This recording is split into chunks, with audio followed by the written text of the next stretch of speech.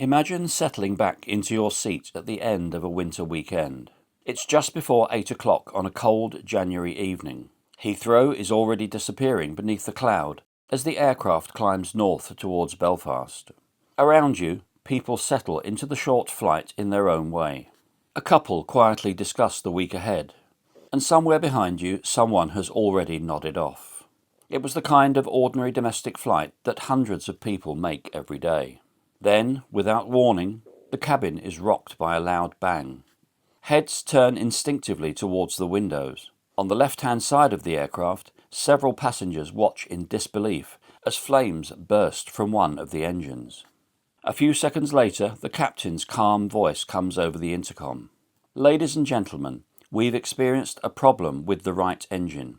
We've shut it down and we'll be making a precautionary landing at East Midlands Airport." The tension in the cabin begins to ease. The captain sounds composed, professional, and completely in control. For many on board, it was a relief. There's only one terrible problem. The right engine isn't the one that's failed. For the next 15 minutes, 126 people are carried towards one of Britain's worst air disasters. For years, people asked the question, how could two experienced pilots shut down the wrong engine? The answer begins long before anyone heard that bang.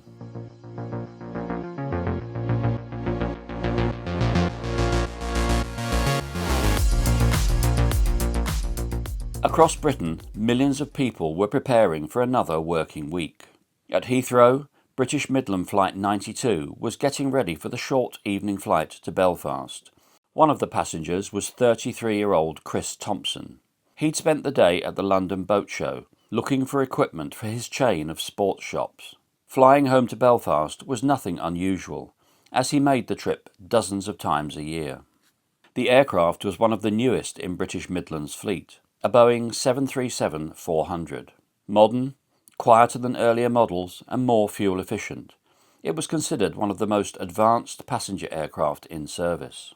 To Alan Johnston, this Boeing 737 was a world away from the ageing aircraft he'd flown on for years while working in the oil industry. Looking forward to the short flight home, he settled back with the new book his daughter had bought him, expecting little more than a quiet hour before landing in Belfast. No one could have imagined that this brand new aircraft would soon expose problems that neither Boeing, British Midland, nor its highly experienced pilots fully understood. In the left-hand seat was Captain Kevin Hunt. At 43, he was one of British Midland's instructor pilots, respected throughout the airline. Beside him sat First Officer David McClelland. Younger than Hunt, he was fully qualified on the new Boeing 737-400 and equally trusted by the airline. Together they had thousands of hours of flying experience. Behind the cockpit door, 118 passengers settled into their seats. They expected to be in Belfast a little over an hour later. At 7:52 that evening, Flight 92 rolled down Heathrow's runway and climbed into the sky. The departure was routine. As the aircraft settled into the climb, the cabin crew began preparing for the short service, while on the flight deck everything appeared completely normal. The aircraft continued its climb towards a cruising altitude of 35,000 feet.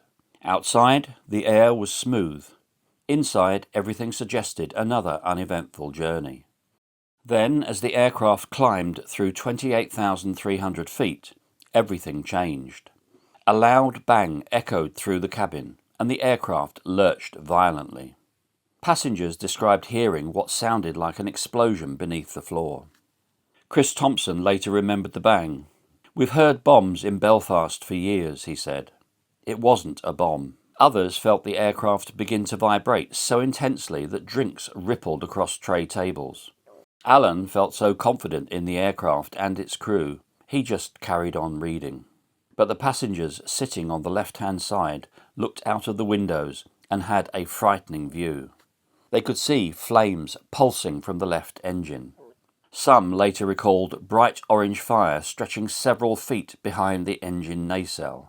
Others spoke of sparks and pieces of glowing metal disappearing into the darkness. There didn't seem to be any doubt in their minds. Something was terribly wrong with the left engine. Inside the cockpit, the situation looked very different. Warning lights illuminated across the instrument panel as the aircraft began to vibrate. Smoke, accompanied by the smell of burning, drifted into the flight deck through the aircraft's ventilation system. Captain Kevin Hunt and First Officer David McClelland had only seconds to make sense of what was happening. In an emergency, there isn't time to stop and analyse every possibility. Pilots fall back on their training and experience, making decisions in seconds rather than minutes. Captain Hunt had flown earlier versions of this plane for years. In his experience, a Boeing 737's air conditioning system was fed by air bled from the right-hand engine. So logically, the flames must also be on the right, with the intake drawing in the smoke. What neither pilot realised was that the new 737-400 worked differently. Its bleed air system had been redesigned, allowing air from both engines to enter the cockpit. As Captain Hunt reduced power on the right engine, something unexpected happened. The violent vibration almost disappeared. To both pilots, it seemed to confirm they had identified the faulty engine. Psychologists call this confirmation bias. Once we think we've found the answer, it's surprisingly easy to interpret everything else as evidence that we're right. But it was an easy conclusion to reach. Smoke in the cockpit appeared to point towards the right engine, and reducing power had almost eliminated the vibration. Everything seemed to fit, except it didn't. The damaged engine hadn't recovered at all. Reduced thrust had simply changed the way the vibration travelled through the aircraft, making the problem seem far less severe than it really was. Inside the cabin, passengers watched with growing concern. Many expected the captain to mention the burning engine. Instead, the captain's reassuring voice echoed through the aircraft once again. "We've had a problem with the right engine. We've shut it down as a precaution. We'll be landing shortly at East Midlands." For Alan, it confirmed what he'd believed all along. The crew had everything under control. Some of the other passengers glanced instinctively out of the left-hand windows. Outside, flames were still bursting from the left engine. Several exchanged confused looks. Had they imagined it? One of them was Mervyn Finlay, a bread delivery driver from Dungannon. Like Chris Thompson, he'd spent the day at the London Boat Show and had managed to catch an earlier flight home. Looking out from his window seat, he was certain he'd seen flames coming from the left engine. So why, he wondered, had the captain shut down the right one? I remember thinking, why is he doing that? But I was only a breadman. What did I know? What the passengers couldn't know was that the aircraft was now relying entirely on the very engine they'd just watched burning. And with every passing mile, it was slowly tearing itself apart. For a few precious minutes, it seemed the worst was over. Inside the cabin, the smoke seemed to dissipate, and the crew began to tidy away the half-eaten meals in preparation for landing. Conversations resumed in hushed voices, and some passengers even began to believe the captain's reassurance. It was frightening, certainly, but it seemed likely they'd soon be on the ground at East Midlands. There was every reason to believe the crew could save the aircraft. Modern airliners are designed to fly safely on a single engine, and pilots train extensively for exactly this kind of emergency. Most engine failures end with a routine landing, not a disaster. But Flight 92 wasn't flying on one healthy engine. It was flying on one dying engine. And then there was another loud bang. Chris Thompson would later remember that moment. "You suddenly become aware that you're thousands of feet in the air," he recalled. "It's dark outside, and I could see the lines of lights from the roads below." Then there was another big bang. The aircraft lurched violently. For many passengers, any confidence that had remained vanished in an instant. "I absolutely guarantee," Chris said, "if there had been a way off that plane, people would have killed each other to get off." Around the cabin, panic took hold. People screamed, cried, clung to one another and prayed the aircraft would somehow stay in the air. When Captain Kevin Hunt declared the emergency, air traffic controllers immediately cleared Flight 92 to divert to East Midlands Airport, less than 30 miles away. It was a logical choice. British Midland's main engineering base was there. The crew knew the airport well, and emergency services could be in position before the aircraft arrived. On the ground, firefighters took up their standby positions, while ambulance crews prepared for what everyone hoped would be a routine emergency landing. Inside the cabin, however, the evidence was becoming impossible to ignore.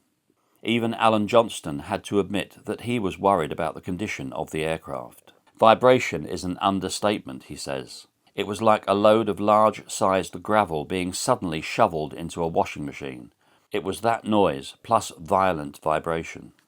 Passengers seated over the left wing continued to report seeing flames.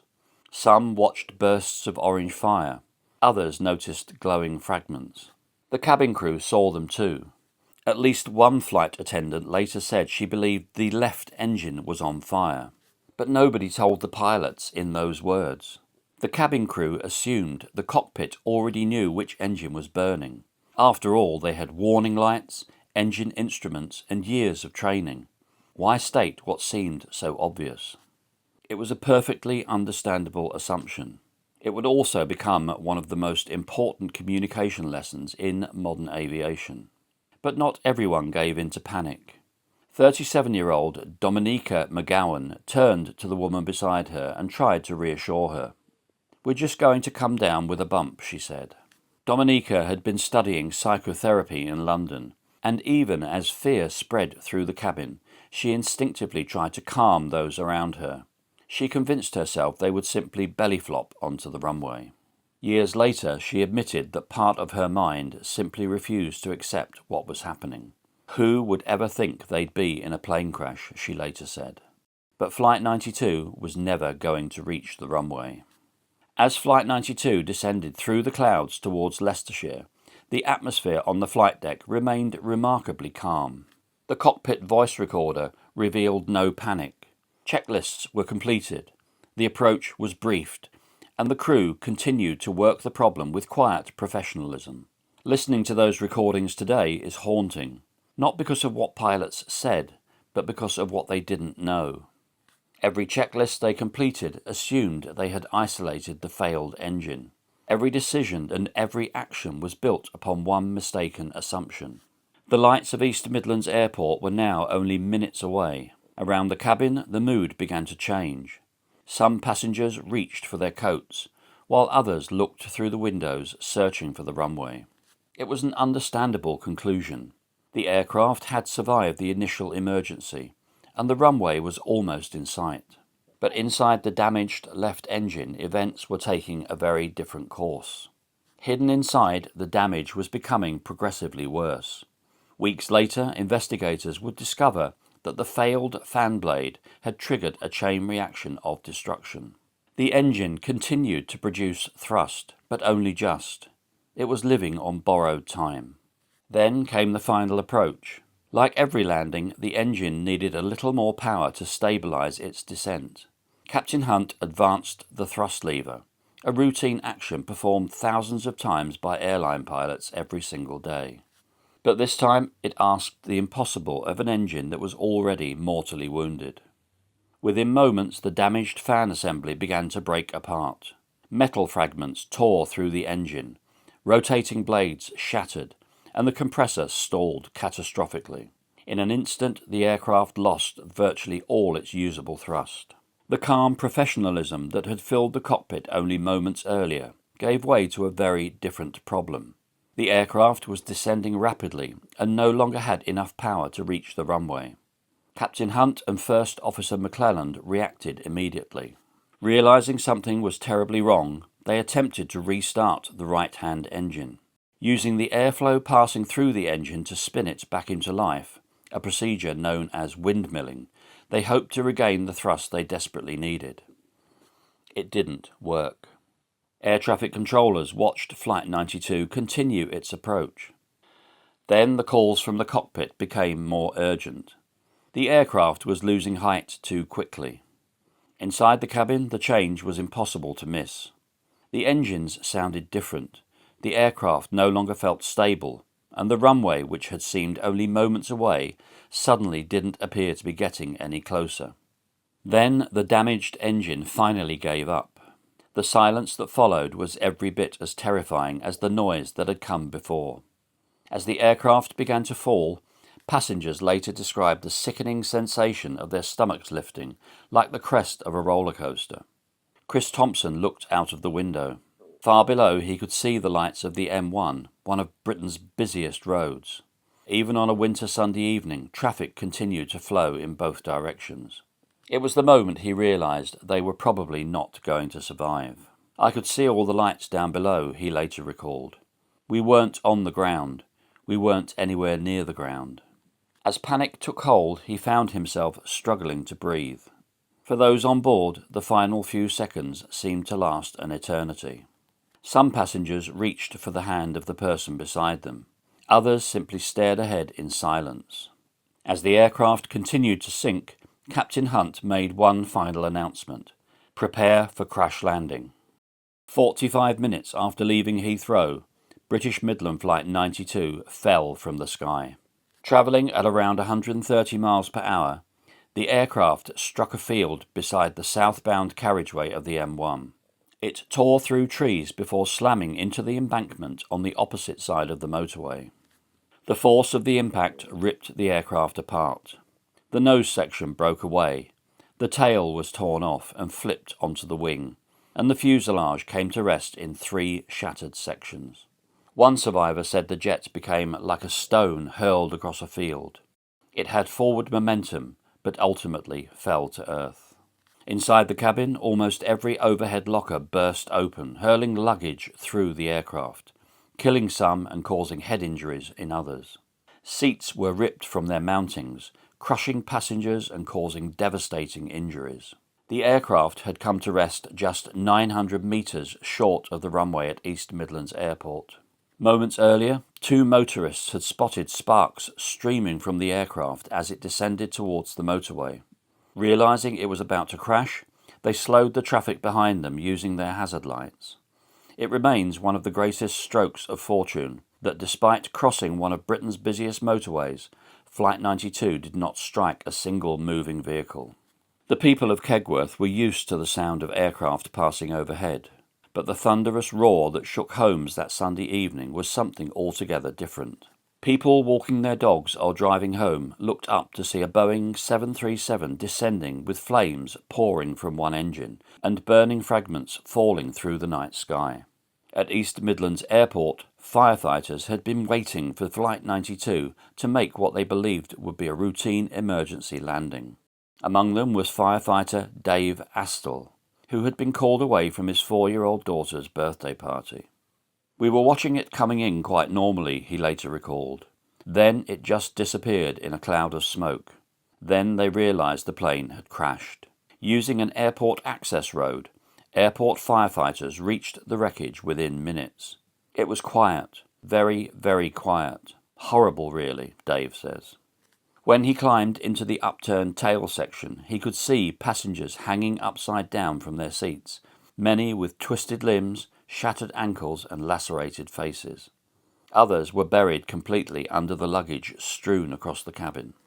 Before long, the darkness was lit by even more flashing blue lights of approaching police, ambulance crews and other emergency services. For those who survived the impact, the ordeal was far from over. Survivors were trapped among twisted metal, shattered seats and luggage, but one thing now worked in the survivors' favour. Unlike many air disasters, there was no catastrophic post-impact fire. That gave rescuers precious time. Former Royal Marine Graham Pearson was driving along the M1 with his wife when the aircraft crashed. Ignoring the burning engine, he climbed into the wreckage to help the injured. One voice cut through the darkness. A woman was crying out for someone to save her baby. Being a father myself, Graham later said, it was like a magnet. He managed to free 7-month-old Ryan McCallan, who survived. His mother Ruth died from her injuries 3 weeks later.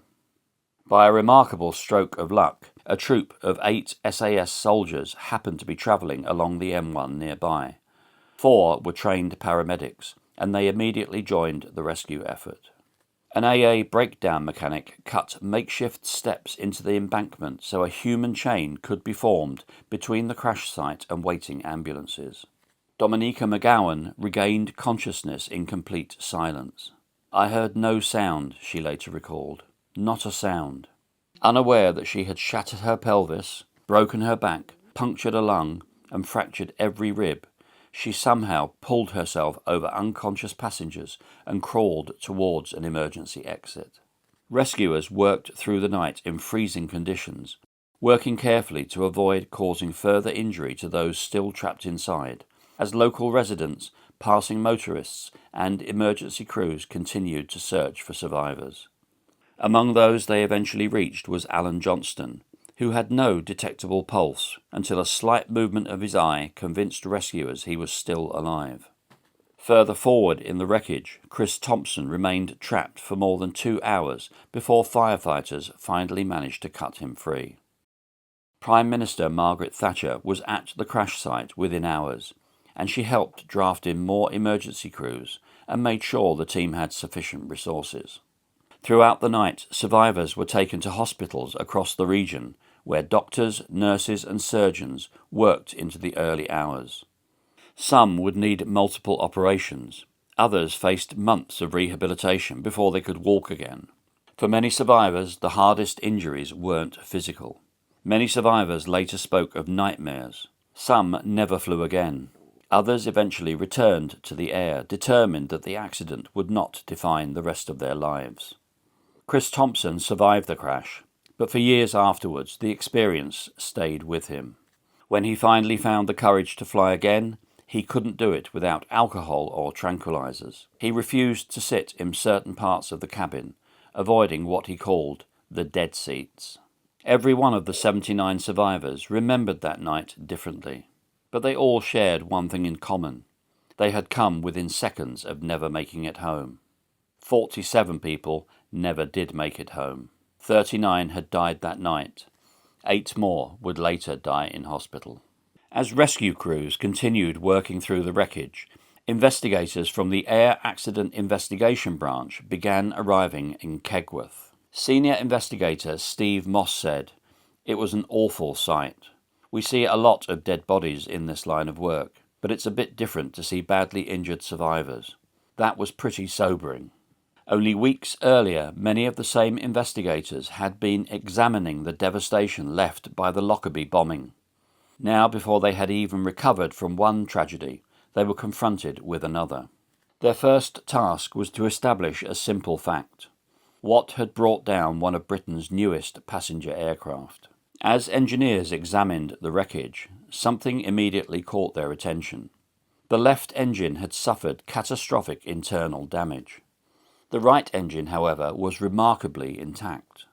In fact, after carrying out a number of checks, investigators were eventually able to get it running again. That discovery changed everything. If the right engine still worked, why had 2 experienced pilots switched off the wrong engine? It would take months to answer. The cockpit voice recorder and flight data recorder allowed investigators to reconstruct the final minutes of Flight 92, almost second by second. What they found surprised many people. There had been no panic in the cockpit, no reckless decisions, no disregard for procedures. Captain Kevin Hunt and First Officer David McClelland had worked calmly through their emergency drills, believing they had correctly identified the failed engine. But the cockpit recordings also revealed something else. In the confusion following the initial failure, Captain Hunt asked his first officer which engine was causing the problem. David McClelland began to answer. "It's the He stopped himself. "It's the right one." That brief hesitation lasted only a fraction of a second, but to investigators it spoke volumes. From that point on, every action, every checklist, and every observation was based on the belief that they had identified the correct engine. The investigation gradually pieced together why. The left engine had suffered a fan blade failure. Smoke drifted into the cockpit, reminding Captain Hunt of earlier Boeing 737 models. Unknown to the crew, the new 737-400 had been redesigned. When Captain Hunt reduced power on the right engine, The vibration from the damaged left engine unexpectedly eased. The pilots had never encountered anything like it during training. In fact, the exact failure had never been recreated in a simulator.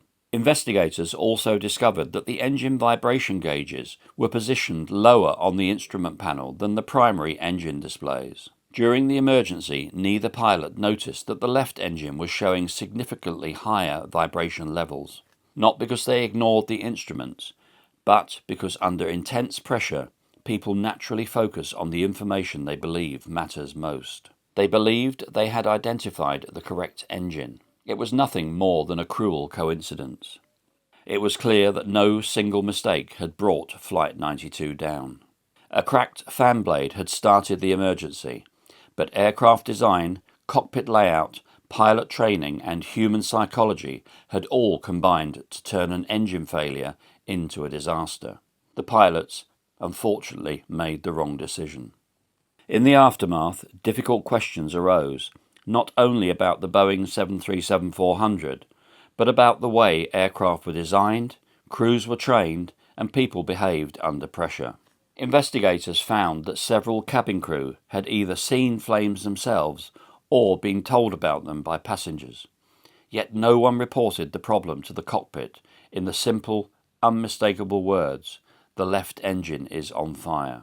It wasn't negligence. Everyone assumed the pilots already knew. After Kegworth, that changed.